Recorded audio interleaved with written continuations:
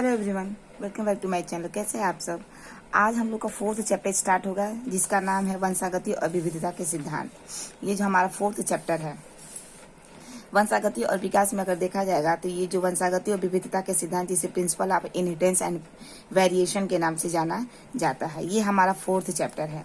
इस fourth chapter में अगर देखा जाए तो हमें थोड़ा सा एक दृष्टि अगर देखा जाए तो इसमें हमें क्या क्या चीजें पढ़ना है वो चीज यहाँ पे इंडिकेट की गई हुई। जैसा कि हमें इसमें परिचय देखना है कि मेंडल का क्या परिचय है, फिर मेंडल ने उनके कार्य को देखना है, फिर एक जीन की वंशागति ने मेंडल ने कैसे दिया था, फिर आनुवंशिकी शब्दावली कैसे दिया था, फिर मेंडल का क्या नियम है, फिर अपूर्ण प्रभाविता क्या है, सह प्रभाविता क्या है, बहुजीनी वंशागति क्या है, बहुप्रभाविता क्या है, वंशागति तथा क्रोमोसोम्स का वाद क्या है, और फिर देखा जाएगा मोर्गन का कार्य क्या है, सहलग्नता और पुनर्संयोजन क्या है, सहलग्नता के प्रकार क्या है, फिर पारगमन और जीन विमय यानी कि जिसे हम क्रॉसिंग ओवर के नाम से जानते हैं वो क्या है, लिंग निर्धारण आपका क्या है, उत्तर परिवर्तन जिसे हम म्यूटेशन के नाम से जानते हैं वो आपका क्या है, आनुवंशिक विकार क्या है, मनुष्य में मेंडेलियन विकार क्या है। यहाँ तक कि अगर देखा जाएगा इसमें लिंग सहलग्न जो जीन होते हैं जिसके वजह से अगर देखा जाएगा जेनेटिक डिसऑर्डर जो होता है वो माता पिता से बच्चों के अंदर जाती है वो कैसे होती है इसमें अगर इसी में देखा जाएगा। और मानव में जो वणांधता होता है जिसे हम कलर ब्लाइंडनेस के नाम से जानते हैं वो भी इसमें देखा जाएगा। और मानव में गुणसूत्रीय व्यक्तिक्रम क्या होता है यानी कि कैसे गुणसूत्र का डिफाइन होता है, मतलब कैसे गुणसूत्र एक से दूसरे गैमिट का फॉर्मेशन कैसे होता है, मनुष्य के अंदर गुणसूत्र का निर्धारण कैसे होता है वो साइज इसमें देखा जाएगा। यानी कि टोटल अगर देखा जाए बच्चों तो ये जो हमारा वंशागति और विविधता के सिद्धांत में यही हमें पढ़ना है इस चैप्टर में। ये पूरा क्या है टॉपिक है और इस चैप्टर में हमें अच्छे से इसको देखना। जब हम छोटे छोटे टॉपिक को अगर अच्छे से देख लेंगे तभी जाके हमारा मेंडल जो चैप्टर है वो अच्छे से तैयार होगा, अब वैसे तैयार होने वाला नहीं है। तो चलिए आज हम लोग थोड़ा सा परिचय के बारे में देखा जाए कि आखिर परिचय है क्या।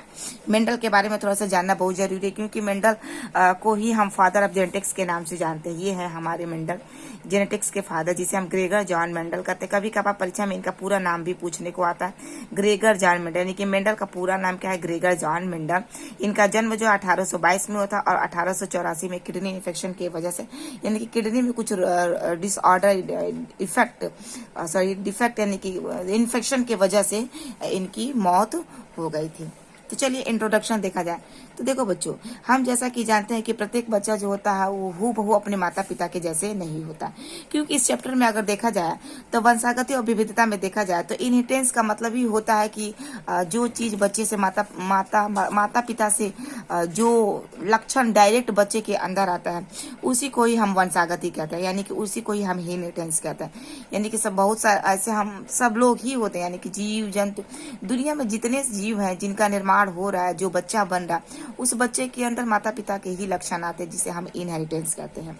यानी कि बना बनाया जो जीन लक्षण होता है माता पिता से बच्चों के अंदर आ वही हमारा इनहेरिटेंस होता है। वेरिएशन का मतलब सीधा सीधा ये बात है कि प्रत्येक बच्चा अपने माता पिता के हूबहू सेम एग्जैक्ट नहीं होता है, थोड़ा मोड़ा डिफरेंस तो बिल्कुल होता है। तो जो डिफरेंस है माता पिता से बच्चों के अंदर उसी को ही हम क्या कहते हैं, वेरिएशन कहते हैं। और इनहेरिटेंस कैसे कहते हैं, जो लक्षण आ रहे हैं माता पिता से बच्चों के अंदर वही हमारा क्या होता है, वो हमारा इनहेरिटेंस होता है। तो चलिए आज थोड़ा सा इनका परिचय देखा जाए तो देखो कह रहा है कि प्रजनन जीवधारियों का विशिष्ट लक्षण है। प्रजनन का अर्थ अपने समान संतान उत्पत्ति करना होता है। बिल्कुल सही है क्योंकि प्रत्येक जीव अपनी पीढ़ी को बनाए रखने के लिए अपने जैसे संतान की उत्पत्ति करता है। जीवों में संतान की उत्पत्ति जनकों के समानता प्रदर्शित करती है। जैसे गाय के बच्चे गाय के समान होते हैं, भेड़ के बच्चे भेड़ के समान होते हैं और शेर के बच्चे शेर के समान होते हैं तथा कुत्ता के बच्चे कुत्ते के ही समान होते हैं। गेहूं के बीज बोने पर गेहूं का पौधा आता है, हम बिल्कुल जानते हैं। सरसों के बीज बोने पर सरसों का ही पौधा उगता है तथा गुलाब की कलम से गुलाब के पौधे ही बनते हैं।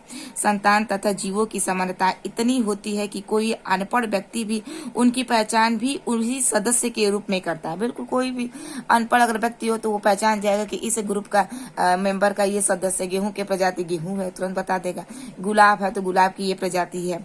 इसको हम इस प्रकार से कह सकते हैं कि जनकों के लक्षण उनकी संतति में आ जाते हैं। बिल्कुल सही है।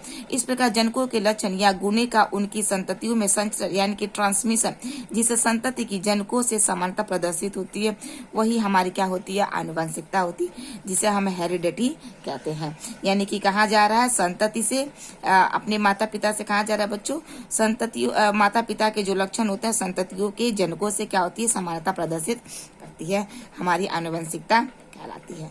लक्षणों के संचरण की इस प्रक्रिया को अगर देखा जाएगा तो हम क्या कहते हैं, वंशागति होती है। यानी कि ये क्या होते हैं, पीढ़ी दर पीढ़ी ये फैलते रहते हैं, माने जाते रहते हैं। यानी कि हमारा धन दौलत जमीन संपत्ति भी क्या होती है बच्चों, पीढ़ी दर पीढ़ी क्या होती है, हम इसे एक्सेप्ट करते हैं। आज हमारी पीढ़ी एक्सेप्ट की है तो कल हमारी धन दौलत हमारी अगली पीढ़ी एक्सेप्ट करेगी, फिर उसकी अगली पीढ़ी उसकी धन संपत्ति को लेकर आगे बढ़ेगी। तो ये क्या हो रहा है, ये हमारा इनहेरिटेंस, यही हमारी क्या होती है, वंशागति होती है। और हम कहते हैं ना कि हमारा वंशागति मकान है, वंशागति पुश्तैनी मकान है। तो ये सब क्या है, बना बनाया जो चीज माता पिता से बच्चों को दिया जाए वही हमारी क्या है, वंशागति है। इस प्रकार की वंशागति आनुवंशिकता का कारण होती है। ठीक है, तो ये क्या है बच्चों, परिचय है। चलिए आगे थोड़ा सा और जाना जाए। देखिए यह बात भी निर्विवादित सत्य है कि लैंगिक प्रजनन से बनी संतानें अपने जनकों से पूर्ण रूप से समान नहीं होती। हम बिल्कुल जानते हैं कि हूबहू तो बिल्कुल अपने माता पिता के जैसा होते नहीं, उनके लक्षण को ही बस लेके आ रहा है। यानी कि थोड़ी ना थोड़ी क्या हो रही है, वेरिएशन दिखाई देने को मिल रही है। एक माता पिता की संतानें भी आप में कुछ विभिन्नता पाई जाती है, बिल्कुल सही, माता पिता के जैसे है ना, वेरिएशन दिख रहा है। यदि इन संतानों की अपने नजदीक रिश्तेदारों भाई बहनों से अगर तुलना किया जाए तो पता चलता है कि विभिन्नताएं कुछ और बढ़ गई हैं, थोड़ा और डिफरेंस देखने को मिलता है। जितना दूर जाएंगे उतना ही डिफरेंस कम देखने को मिलेगा, यानी कि शकल सूरत थोड़ा कम मिलेगी। और जितना ही नजदीक आएंगे शकल सूरत उतना ही ज्यादा खानदान में हमारी मिलती है कि नहीं मिलती है, बिल्कुल मिलती है। चलिए आगे कह रहा है कि मनुष्य की यह जो विभिन्नताएं होती है बड़े स्तर पर कथा कथित मानव नस्ल के रूप में प्रकट होती हैं। बिल्कुल सही है। यहाँ की देखा जाए मंगोलियन, कॉकेसाइड, निग्रो आदि विभिन्न नस्लें के रूप में जानते हैं, परंतु ये सभी क्या होते हैं, एक ही मानव प्रजाति होमो सैपियंस का निर्माण करते हैं। सबके सब क्या है, मानव ही है, होमो सैपियंस ही है। संतति की जनकों से इन असमानताओं को ही हम क्या कहते हैं, विभिन्नता कहते हैं। यही हमारा क्या, वेरिएशन है। तो कहाँ से, संतति की जनकों से इन असमानताओं को ही हम क्या कहेंगे, विभिन्नता कहेंगे, यानी कि क्या कहेंगे बच्चों, वेरिएशन के नाम से जाना जाता है। चलो आगे देखा जाए। कह रहा है कि जीव विज्ञान की वह शाखा जिसके अंतर्गत जीवों की आनुवंशिकता विभिन्नताओं का अध्ययन किया जाता है आनुवंशिकी कहलाता है। यह शाखा हमें ऐसे प्रश्नों का उत्तर देने में समर्थ होती है कि क्यों एक ही परिवार के भाई बहनों की पहचान व्यक्ति आसानी से कर लेता है, और देखा जाएगा घुंघराले बालों वालों जनकों की संतानें प्रायः घुंघराले बालों की ही होती है। बिल्कुल सही, क्योंकि हम जानते हैं क्या है, जेनेटिक है। माता पिता के लक्षण बच्चों के अंदर आए, माता पिता के अगर बालों के, माता का मान लीजिए उनके बालों का जो बनावट है घुघराला है, तो बच्चे के भी अंदर घुघराले बालों की बनावट आएगी। ये क्या है, आनुवंशिकी है, हेरिडिटी है। इसको लेकर आ कौन रहा है, इसको लेकर हमारा जी नहीं आ रहा है। आनुवंशिकी के अंतर्गत वंशागति लक्षणों तथा आनुवंशिकी विभिन्नता की वंशागति का अध्ययन करते हैं। आनुवंशिकी में उन सभी लक्षणों में स्थानांतरित होते इन लक्षणों को हम वंशागति लक्षण कह रहे हैं, जो पीढ़ी दर पीढ़ी क्या हो रही है बच्चों, जा रही है। लेकिन संतति में अनेक प्रकार के ऐसे भी लक्षण पाए जाते हैं जो उनके माता पिता से क्या होते हैं, भिन्न होते हैं। इन विभिन्नताओं का आनुवंशिकता में विशेष महत्व है। जीवों में वे सभी लक्षण जो एक पीढ़ी से दूसरी पीढ़ी में स्थानांतरित होते हैं, उन लक्षणों को वंशागति या आनुवंशिक लक्षण भी हम कहते हैं। तो ये सब क्या है, ये सब आनुवंशिकी है, जो एक पीढ़ी से दूसरी पीढ़ी में क्या हो रही है बच्चों, माता पिता से डायरेक्ट क्या हो रही है, ट्रांसफर हो रही है। अब चलिए इस चीज को देने के लिए जो सिद्धांत दिया गया था वो हमारे एक वैज्ञानिक थे जिसका नाम था ग्रेगर जॉन मेंडल। इन्होंने ही पूरे अच्छी तरीके से डिस्कवरी किया था। मतलब अगर देखा जाएगा पूर्ण रूप से जेनेटिक्स के बारे में अच्छी तरीके से एक एक लाइन बाय लाइन बताने वाला जो वैज्ञानिक था वो हमारे कौन है, यही हमारे ग्रेगर जॉन मेंडल जी हैं, जिनका जन्म सन 1822 ईस्वी में ऑस्ट्रिया के सिलिसिया गाँव में हुआ था। बहुत ही ज्यादा ये जीनियस बच्चे थे।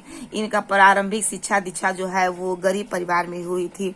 इनको पढ़ने में बहुत ज्यादा रुचि थी, अच्छी तरीके से ये पढ़ाई भी करते थे। इनके पिताजी किसानी का काम करते थे। इनके घर में खेती बाड़ी ज्यादा होती थी, तो खेती बाड़ी के बारे में इनको ज्यादा नॉलेज था। और बचपन से ही अगर देखा जाएगा इनको पेड़ पौधों में बहुत ज्यादा क्या था, रुचि था। ये इनको इस चीज का इंटरेस्ट था कि आखिर ये पौधों के कलर भिन्न भिन्न क्यों हो रहा है। कोई पौधा बौना हो रहा है, कोई पौधा आपका छोटा हो रहा है, किसी पौधे में कलर गुलाबी तो किसी में नीला हो रहा, आखिर क्यों हो रहा। तो ये सब क्या था, ये इनके अंदर वो जिज्ञासा थी उस चीज को जानने के लिए। तो बचपन से ही ये देखा जाएगा ये जिज्ञासु व्यक्ति थे, हर एक चीज के बारे में जानने की इच्छा करते थे। आने वाले समय में इन्होंने स्नातक की पढ़ाई भी की थी। इनका जो पढ़ाई था वो इनका फिजिक्स और मैथ से था। और आने वाले समय में इनको रुचि होने के कारण कृषि में इन्होंने जूलॉजी से अध्ययन किया और पेड़ पौधों पे ज्यादा इंटरेस्ट इनका आने लगा। तो आने वाले समय में इन्होंने ही मेटर के पौधे के ऊपर क्या अच्छे तरीके से अध्ययन किया था। चलिए थोड़ा सा बारे में इनके जान जाएगा। तो देखिए क्या रहा है कि आनुवंशिकी तथा जेनेटिक्स यानी कि शब्द का सर्वप्रथम प्रयोग जो था विलियम बेटसन ने सन 1905 में किया था। अभी तो उनका भी देखा जाएगा तो ये सब क्या हो गई है, बहुत आने वाले समय में शब्द का प्रयोग किया जा रहा है। जेनेटिक्स शब्द जो है ग्रीक भाषा के जेन से बना है, जिसका अर्थ होता है वृद्धि करना यानी कि ग्रो करना।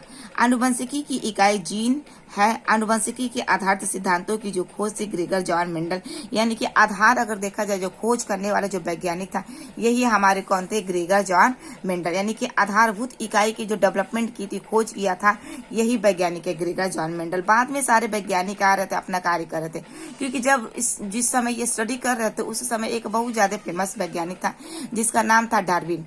डार्विनवाद के सिद्धांतों पे सबसे ज्यादा लोगों की चर्चा हो रही थी, लोग उनके ऊपर विशेष ध्यान भी दे रहे थे। इनका किसी के ऊपर विशेष ध्यान नहीं जा रहा था, क्योंकि एक देखा जाएगा इनके पास ऐसा कोई सुविधा नहीं था, संचार नहीं था कि ये अपनी बातों को लोगों के सामने पहुंचा सके। इनके असफलता होने का कारण ये भी था कि ये अपनी बातों को सही तरीके से नहीं पहुंचा पाए। इनके जो कथन था, इन्होंने कहीं कहीं अपने एक्सपेरिमेंट में गणित का भी उपयोग किया था, जिसकी वजह से ये अपनी बातों को लोगों के सामने नहीं रख पाते थे और इनके असफलता का ये क्या था, कारण था। ठीक है, यानी कि अगर देखा जाएगा सोशल नेटवर्किंग की वजह से, क्योंकि अभी के समय में अगर देखा जाएगा सोशल नेटवर्किंग साइट से, सोशल नेटवर्किंग वेबसाइट के जरिए से हम क्या कर रहे हैं, हम अपनी बातों को दुनिया के सामने ला दे रहे हैं, प्रस्तुत कर रहे हैं, लोग उसको जान रहे हैं और अप्रिसिएट कर रहे हैं। ठीक है, तो इनका अगर देखा जाएगा आनुवंशिकी के आधारित सिद्धांतों की जो खोज थी वो कौन किया था, ग्रेगर जॉन मेंडल ने की थी। इसीलिए इन्हें आनुवंशिकी का जनक कहा जाता है, यानी कि फादर ऑफ जेनेटिक्स जिसे हम कहते हैं वो कौन है, हमारे ग्रेगर जॉन मेंडल जी है। चलिए आगे देखा जाए थोड़ा सा इनके बारे में, इनका थोड़ा सा शिक्षा दीक्षा देखा जाए तो इनका जन्म अगर देखा जाएगा तो 22 जुलाई 1822 में एक किसान परिवार में अर्थात माली परिवार में हुआ था। ध्यान से देखिएगा। और इनकी जो शिक्षा होती है वो ब्रूनो नामक शहर में हुई थी, जो अब एक चेक रिपब्लिक भाग है, यानी कि पहले वो रसिया का ही वो हिस्सा था। मेंडलसन अगर देखा जाएगा 1865 में यूरोप के ऑस्ट्रिया देश के ब्रून शहर में अगस्टिनियन नामक मठ में ईसाइयों के पादरी थे। यानी कि अगर देखा जाएगा इनका इतना ज्यादा पढ़ाई में इंटरेस्ट था, मतलब जीनियस बच्चा था, कि इन्होंने पूरा दुनिया से मोह माया छोड़कर मंक बन गया। मंक का मतलब होता है मठ में मठ बन गया, यानी कि जो मंक्स होता है ना, जिसे भिक्षु कहते हैं, दुनिया से मोह माया छोड़कर भगवान के प्रति अपने आप को समर्पित कर देना ही क्या कहते हैं, वो मंक्स होते हैं। और ये आने वाले समय में पादरी भी बन गए। पादरी का मतलब फादर, किसी चर्च में रहकर इन्होंने फादर बना और वहां देखभाल भी किया, गार्डन में अपना एक्सपेरिमेंट भी करते रहते थे।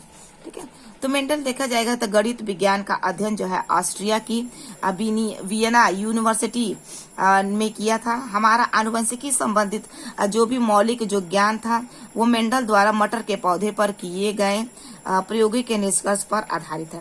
मेंडल ने मटर पर अपने ऐतिहासिक प्रयोग सन 1856 से 1863 तक संपन्न किया। यानी कि अगर देखा जाएगा इन्होंने 7 साल तक एक्सपेरिमेंट में अपना योगदान दिया था।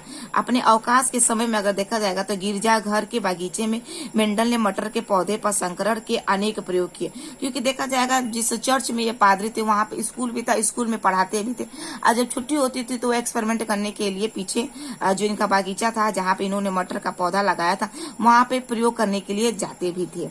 8 वर्षों के कठिन परिश्रम के बाद इन प्रयोगों से प्राप्त निष्कर्षों के आधार पर मेंडल ने आनुवंशिकता के सिद्धांतों के रूप में, ध्यान से देखिएगा, सिद्धांतों के रूप में भ्रूण रूप में भ्रूण की नेचुरल हिस्ट्री सोसाइटी की बैठक में प्रस्तुत किया।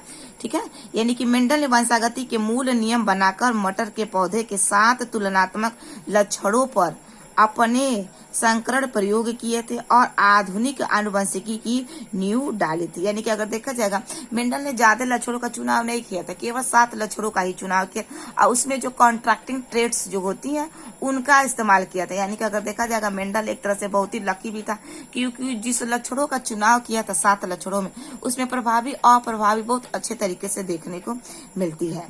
इसी कारण देखा जाएगा मेंडल को आधुनिक आनुवंशिकी का जनक यानी कि फादर ऑफ मॉडर्न जेनेटिक्स भी कहते हैं।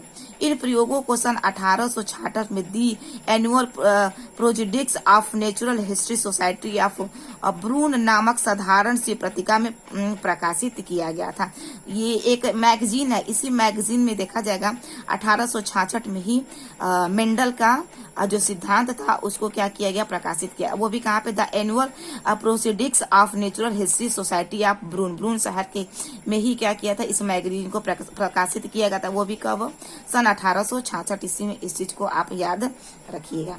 फिर देखिए क्या कह रहा है, कह रहा है कि दुर्भाग्यवश उस समय डार्विन ने विकासवाद की ओर आकर्षित होने के कारण वैज्ञानिकों ने मेंडल के कार्यों एवं नियमों के महत्व की ओर ध्यान नहीं दिया। क्योंकि अभी बताया गया था उस समय जो वैज्ञानिक था डार्विन, उसके ऊपर सबका ध्यान जा रहा था, किसी का भी ध्यान मेंडल के ऊपर जा नहीं था। इसलिए हम कह सकते हैं कि दुर्भाग्यवश मेंडल का नजर किसी के ऊपर, मेंडल के ऊपर किसी का नजर जा ही नहीं रहा था। अनलकी हम कह सकते हैं।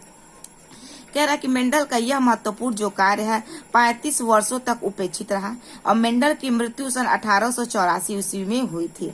ठीक है, 84 में हुई थी। उनकी मृत्यु के 16 वर्ष के बाद सन 1900 में 3 वैज्ञानिक आए थे।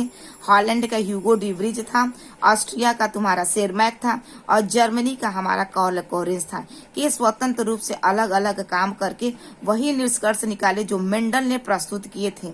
इस प्रकार मेंडल के कार्य को पुनः पहचाना गया और मेंडल के नियमों की सत्यता पुनः प्रमाणित हुई।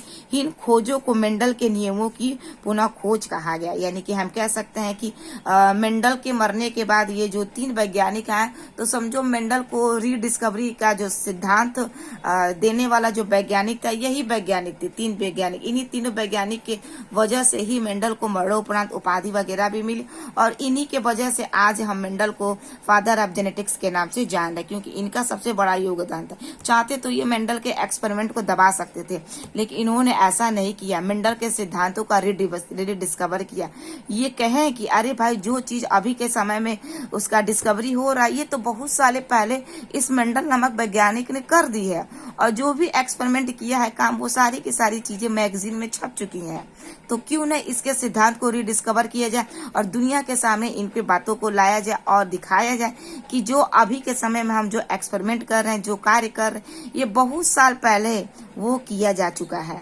ठीक है, यानी कि 1900 में ही वैज्ञानिक आए थे मेंडल के मरने के 16 वर्ष के बाद और 35 वर्षों तक उपेक्षित रहा था। मेंडल का कार्य किसी के ऊपर, मतलब इनका जो काम था 35 साल तक किसी का ध्यान नहीं गया था।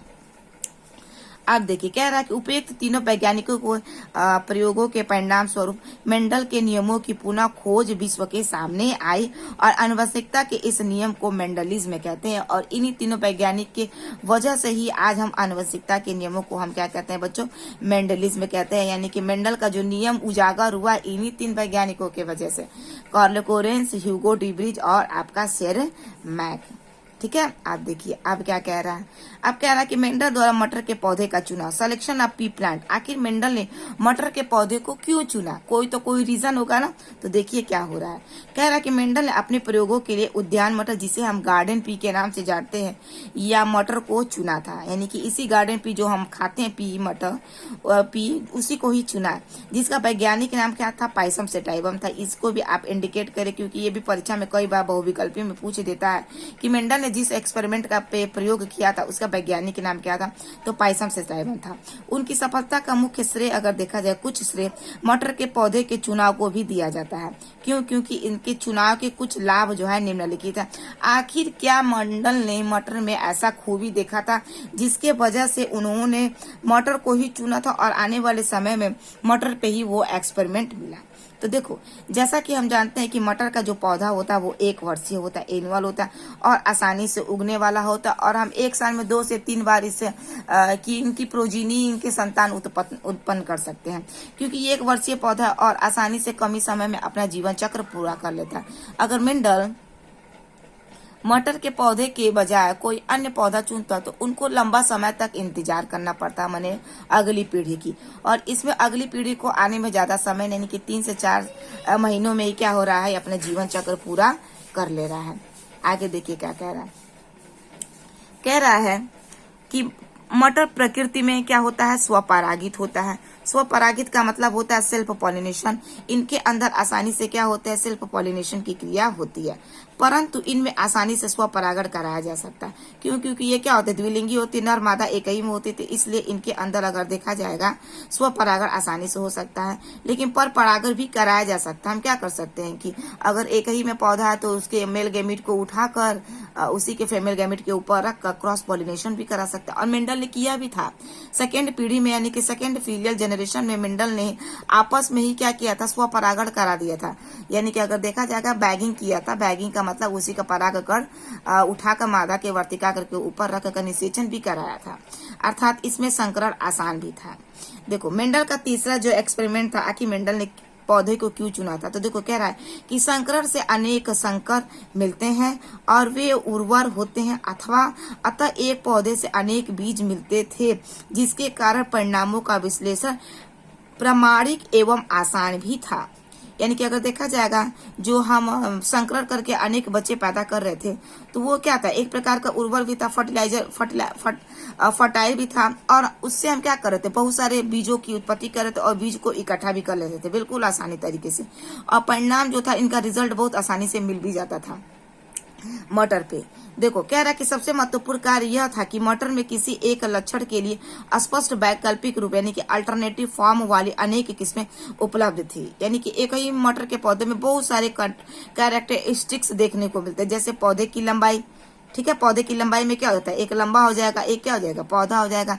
तो तने की लंबाई में क्या होगा, एक लंबापन हो गया, एक बौनापन देखने को मिला, ट्रेड्स देखने को मिला, और लंबाई क्या हो जाएगी, लंबाई इसका कैरेक्टर हो गया। फिर देखो क्या रहा कि लक्षण के रूप में लेने पर 2 अस्पष्ट वैकल्पिक रूप, लंबा पौधा एवं बौना पौधा उपलब्ध थे। मेंडल ने ऐसे 7 लक्षणों का वैकल्पिक चुनाव किया था। देखो यही 7 लक्षण है, देखिए यही 7 लक्षण है, और मेंडल ने इसी 7 लक्षणों पर एक्सपेरिमेंट किया था। इनमें से भी क्या हुआ था कि मेंडल ने इन्हीं सातों पर 1 जीन हेरिटेंस दिया था और 2 जीन हेरिटेंस का सिद्धांत दिया था, जिसे एक संकर संकरण और द्विसंकर संकरण के नाम से जानते हैं। अच्छा ये बताइए, मेंडल अगर इनके ऊपर ज्यादा एक्सपेरिमेंट करता 7 पे, तो सोचिए कितना लंबा समय लग जाता मेंडल को एक्सपेरिमेंट करने में। तो इसलिए कहा कि मेंडल को ज्यादा खचपच मच रही थी, इसलिए कहा मेंडल ने हम किसी एक कैरेक्टर को उठाएंगे और उसी के ऊपर स्टडी करेंगे, तो जब उस पर रिजल्ट अच्छे से मिल जाएगा तो दूसरे वाले पे भी रिजल्ट आपको ऑटोमेटिक मिल ही जाएगा। इसीलिए मेंडल ने 1 जीन हेरिटेंस में पौधे की लंबाई को चुना था, जिसमें लंबापन और बौनापन दिख रहा था मेंडल को।